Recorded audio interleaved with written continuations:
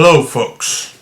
Alright, so this is probably going to be a shorter video, because I don't have a crazy lot to talk about. But, I would like to talk about a little, how should I word it? A little secret I'm going to give to you guys. Now, I'm not going to give you anything personal, because obviously that's stupid, but I'm just we're going to talk about Easter eggs in this episode. Now, what exactly is an Easter egg? And what I'm talking about, we're not talking about, we're not talking about, those eggs you paint on. We're talking about the other kind of Easter egg. And, well, you probably know what an Easter egg is, but you don't exactly know how to define it. Well, here's the definition right here.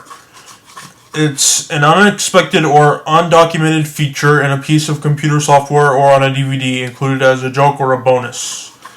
Alright, so that is the definition of Easter egg. So basically what they're saying is companies, whether it be a video game or a movie or whatever, they like to throw in little doohickeys, like little references or little secrets or whatever inside their movie or video game. And sometimes they're pretty easy to find, other times they're really well hidden. For example, in a lot of Pixar movies, you're going to see that little yellow ball with the star on it. That's a reference to their very first short called Luxo Jr. And,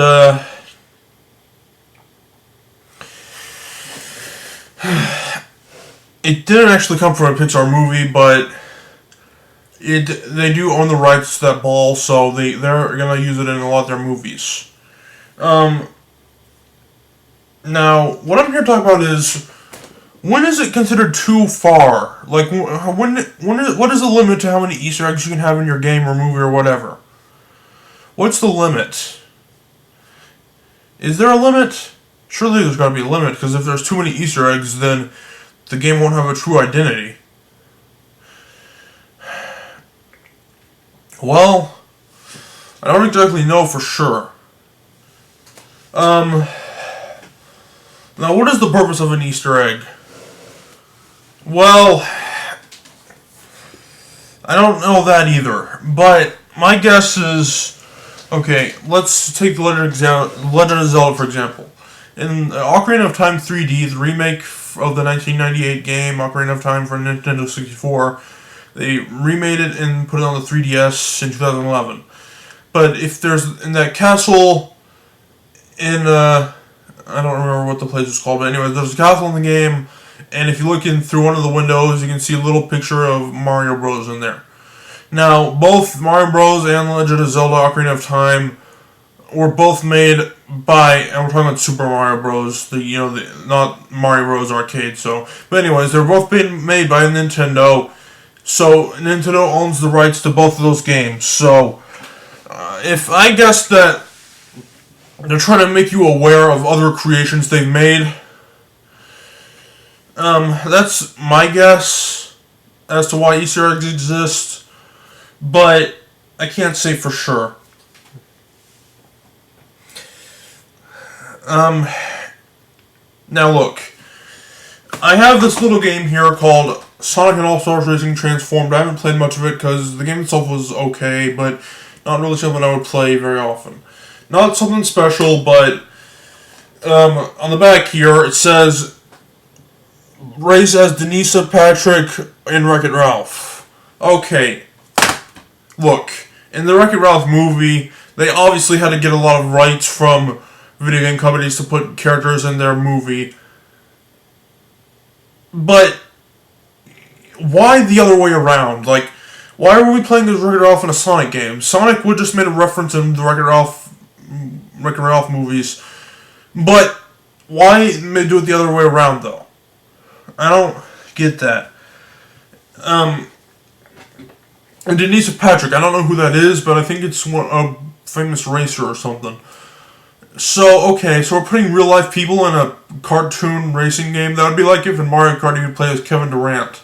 Okay, that just doesn't make sense. So, um,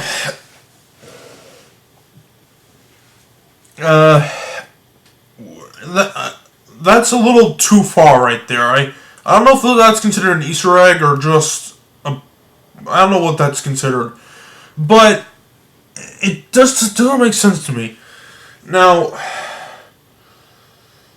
there's more to that though. You can play as other Sega characters in this game. That'd be like if in Mario Kart you can play as Link. Oh wait, you can. Yeah, in Mario Kart 8 you can play as Link. You can also play as the villager from Animal Crossing and maybe a few other people. Let's leave the crossovers to Smash Bros, please, because that is because those characters do not exist in this universe. If it's a Mario game, I expect Mario characters and Mario characters only. Crossovers are for Smash Bros. Okay, but I'm not gonna be picky or anything. I'm just saying. When do Easter eggs go too far? Like, I don't know. I guess they're trying to make you aware of other works that they've done. And sometimes it's just fun to put little, hidden gems in software. Or just anything made with a computer or whatever. And it's kind of, it's interesting to just put little, secrets in there. It's kind of fun. That it's like referencing themselves or other works that they've done. But like I said earlier, when does it go too far? Okay, well,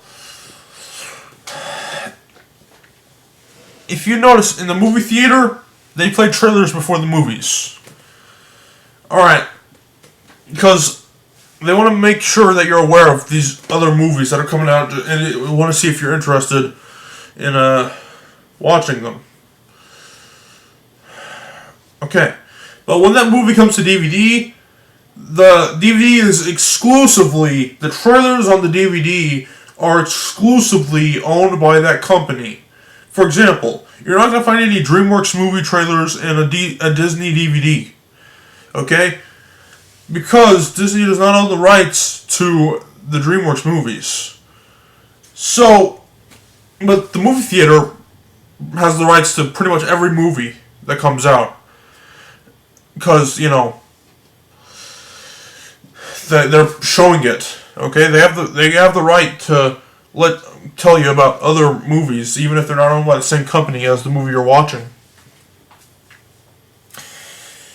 Now, there's a difference between a movie and a film, and this is going to be a little random and a little off topic. And yeah, I know that I say that all the time, but this time it's not actually relevant. So I just want to say this because when am I ever going to say it again? So, all films are movies. No, sorry. All movies are films. Not all films are movies. So, a movie is a film that goes to the big screen. Okay? But if it doesn't go to the big screen, it's just a film, it's not a movie. At least, I think that's what the definition is. I'm not sure, but... So, when you see something that's called a movie, when it's one of those straight DVD things, or only on TV or whatever, technically that's wrong. Because... it's a film, sure, but it's not a movie, not unless it goes to the theater. Anyways, enough with the random crap. This episode is longer than I thought it would be, but we're almost done here. Alright. So an Easter egg doesn't have to be just a picture or an event or anything like that. You can actually be a playable demo of a game here. Donkey Kong 64. Probably one of my favorite platformers ever.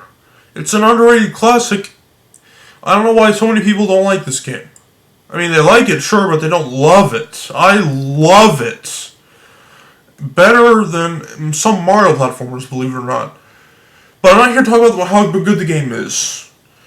In this game, Rare put a playable demo of one of their earlier games called Jetpack in there. And, I always lose my train of thought.